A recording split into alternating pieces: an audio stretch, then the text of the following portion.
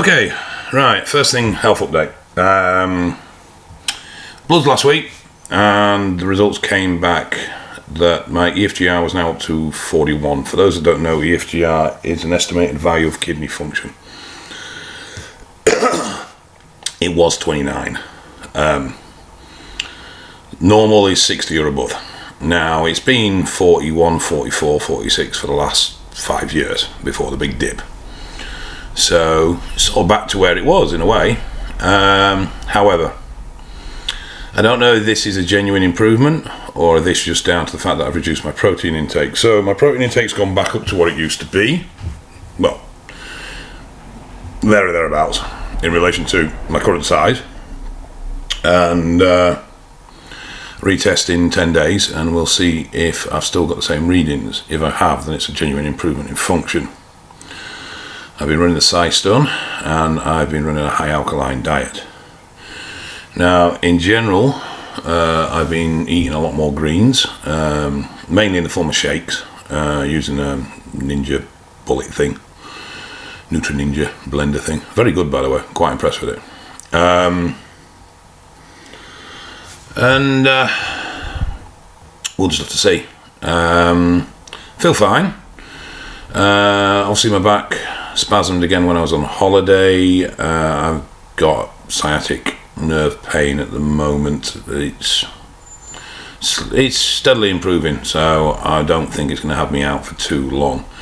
Back training, nice and light, just focusing on form and position and getting everything right in the movements. And I haven't trained for over 2 months, so just easing in nice and steady, nothing dramatic. I need to tighten my diet up a bit. Being a bit all over the place, moving work, not particularly work-wise, but travelling-wise. We're house hunting at the moment, and we're hunting in an area that's 150 miles away from where we live. So, as a result, weekends have been taken up doing that, and I've not really been sticking to a diet. So I need to get on top of that, which I am doing. I'll sort that, that's not a problem. And otherwise, fine. As you can see, my skin's cleared up quite a bit. It's still not right, there's still issues. But it's definitely a lot better than it was. Finally got around to doing my bloods from a point of view of hormones. I normally do these sooner, but with everything that's been going on with the kidneys and everything else, it would be low priority. So, bearing in mind I'm currently cruising on 200 meg a week. I was quite shocked to see my estrogen sitting at 500 parts per millimole. Now, that's high. I mean, normally gyno will kick in at around 200 for people. So, and I think norm is sub 60-ish, so it's very high. Yeah, no symptoms. Nothing at all. Feel perfectly fine. Anyway, I've started on Aromacin simply because it was all I had around. Arimidex should be here in a couple of days. And we'll retest in two weeks or just over, and continue to do so in that fashion until I get it down to where it needs to be. Otherwise, spot on. Not much else to tell you, really. I'm going to do another video. I want to cover the mental side of things, and I think it needs its own video. My head is with everything, because it's been a bit of a strange experience. And I don't think there's much else on that front to really tell you. Just physio, training, and getting back into the swing of things. Oh yes, there was a few things. I no longer do online coaching. Main reason? I'm unreliable. Well, not so much I'm unreliable, it's just with my work I go away a lot. I'm in Scotland for a week, working in the prisons. Soon, and then I'm out to Cyprus for a week. Now, on a lot of the military bases, particularly in the UK, there's just no phone signal, so I have no internet. So it's difficult for me to keep on top of people when it comes to doing the coaching. So rather than let people down and not be responding quick enough, I've decided to just do the drug stuff. So now this is going to work on sort of 2 ways. There's definite plans, which have a fixed price, which is easy because there's a fixed amount of work, and then there's general advice. Now with the general advice, I'm not particularly charging. There's no specific charges for anything.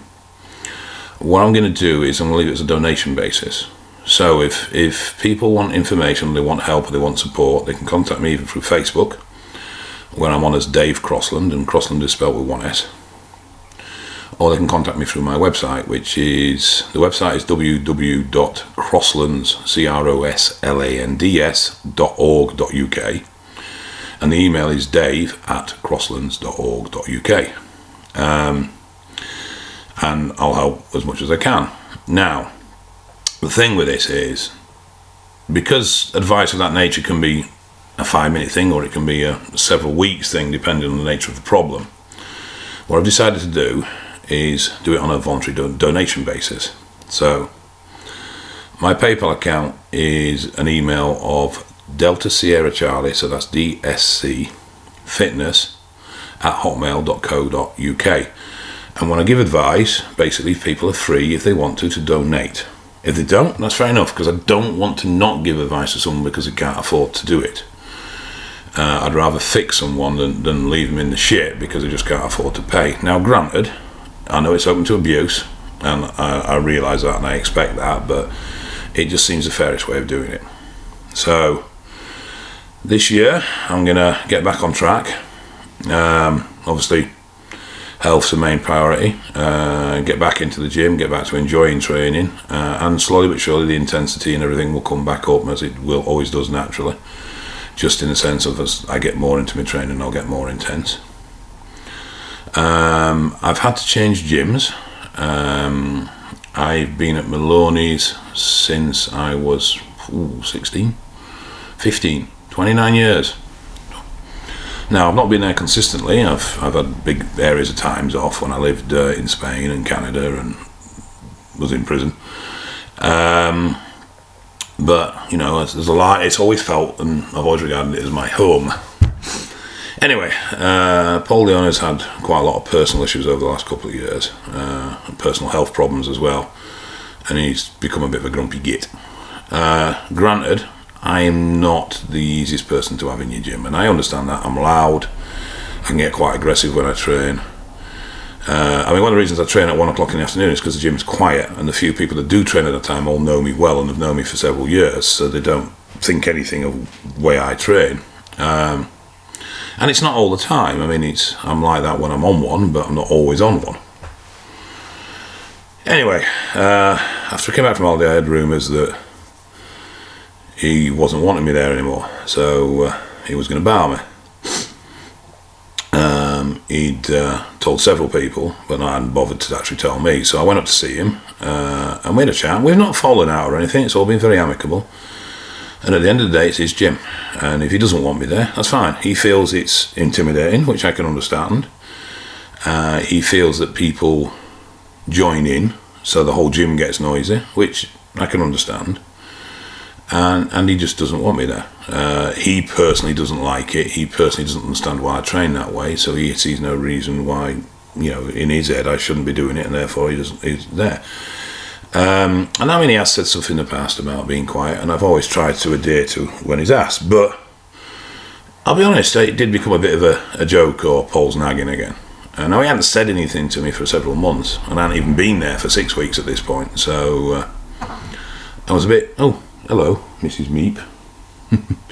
Shift your ass out my face. So I was a bit surprised, but like I say, it is his gym, it's his business, and if that's what he wants. I know he wasn't popular on a lot of the filming that we've done there. He feels it damages his business. Thank you, Kat. If you want to be in it, just ask. Go on, shift. So, you know, I've had to find a new home. So at the moment I'm floating around gyms, just seeing what's out there. But at the end of the day, I say we're moving shortly anyway, so there's no point in me really getting set up. So this light training and just being a bit flexible at the moment sort of fits in with everything else. And the last thing, when we were organising the second film, so we spoke and contacted quite a lot of people, and one of the people I got in touch with was Morgan Ast, the French guy, strong man and bodybuilder, who's 6'3" and about 330, 340 pounds, and good nick as well. We wanted to get a training session together. Anyway, He responded saying he wasn't interested because of the drug connotations, which I understand, and then went on to say that he was a 17-year natural. Now, I understand they're a professional or semi-professional athlete in this sport with sponsorships to protect, can't go around openly declaring that they use steroids. It's a difficult thing to do, though it has worked very well for Rich, so it doesn't seem to have damaged him in any way financially. In fact, he's probably the most financially successful bodybuilder there is, or one of, currently anyway. Maybe not of all time, but currently. Especially when he's not really won any shows, to be fair. I mean, I know he's competed, but to be fair, he's made his money without competing. Anyway, I don't understand it. I understand denying use, or just not talking about it and just not being willing to discuss it. That's fine. I appreciate and I can respect that. What I don't understand is this, I don't use them natural. Fuck off. How fucking stupid do you think we are? You're over £330. You're 6'3", okay, so you're a tall lad, but still, you're in very good condition. And you're trying to tell us you're natty. Are you having a fucking laugh? Come on. Deny, say, I don't want to talk about it, fine. But to actually say, I'm natural, it's just a fucking piss take. It really is. You know, I don't understand it. It's mad. I think it does more harm than good, personally. Yes, there is the danger that people hear your doses and they'll copy it. But if you're responsible at how you deliver it and you explain about the bad sides as well, then there's a chance they won't. I mean, I think I've put off as many people as I may have encouraged to use. Anyway, I mean, I've never had anyone say to me, I'm going to use more because I've seen what you do. I've had plenty say, I'm not going to use, or I'm not going to use anymore because I've seen what you've gone through. So,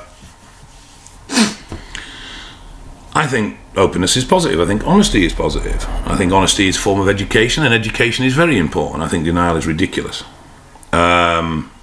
It's a shame that bodybuilders are more concerned about money than they are about integrity and honesty.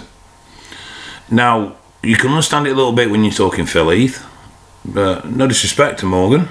Brilliant physique, massively strong guy, great respect for him in that sense, but he's not exactly top of the tree. So though he will have financial income from his sponsors, he's not going to be something like risk the loss that Phil Heath would risk. So anyway, you know, it's his choices, it's their lives at the end of the day, and I'm far from in any position to I suppose judge, but to me it just seems wrong, and diminishes, in my eyes anyway, any respect I had for the guy. I respect his achievements physique wise, but I just think, you know, you could have just said, I'm not willing to talk about it, which would be fine. Accept and respect that, but to say you're natural, you're taking a fucking piss there. A lot of people have asked me what I think about Rich Piana's recent project.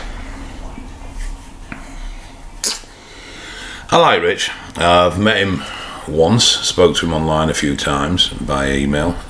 Seems a nice guy, really generally does. I'm not sure, is the honest answer. It seems unnecessary, but it is creating a massive amount of interest. Both negative and positive, but at the end of the day, it's all interest. It's a bit of a con, I think, because I know he's been over £300 before, so some of it is just regained. I know he's saying he'll be £330 of body power in the UK this year, and he'll be the biggest bodybuilder ever there. Well, I don't know.